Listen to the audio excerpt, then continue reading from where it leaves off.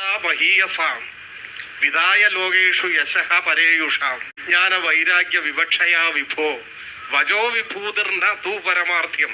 പിന്നെ ഇക്കാര്യത്തിൽ ആരോടെങ്കിലും തർക്കിക്കാനൊന്നും ഞാൻ ഉദ്ദേശിക്കുന്നില്ല.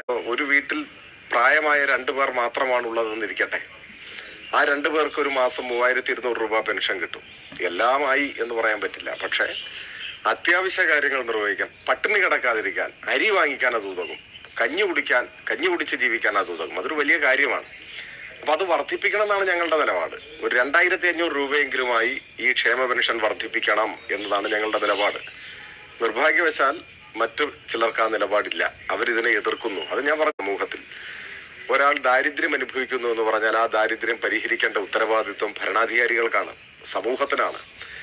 ഒരു ഭരണാധികാരിക്ക് തൻ്റെ ഭരണത്തിന് കീഴിൽ ഒരാൾ പോലും പട്ടിണി കിടക്കുന്നില്ല എന്ന് ഉറപ്പിച്ചു പറയാൻ കഴിയുമ്പോഴാണ് മികച്ച ഭരണമാണ്, മികച്ച ഭരണാധികാരിയാണെന്ന് പറയാൻ കഴിയുക. അതാണ് എൻ്റെ അഭിപ്രായം. ഞാൻ അതിൽ ഉറച്ചു നിൽക്കുന്നു. സാധാരണക്കാരായ മനുഷ്യരുടെ ജീവിതത്തിൽ ഒരു ആശ്വാസം നടന്നു നിൽക്കുന്നു. പിന്നെ ഇക്കാര്യത്തിൽ ആരോടെങ്കിലും തർക്കിക്കാനൊന്നും ഞാൻ ഉദ്ദേശിക്കുന്നില്ല. ജ്ഞാന വൈരാഗ്യ വിവക്ഷയാ വിഭോ വജോ വിഭൂതിർന തൂ പരമാർത്ഥ്യം.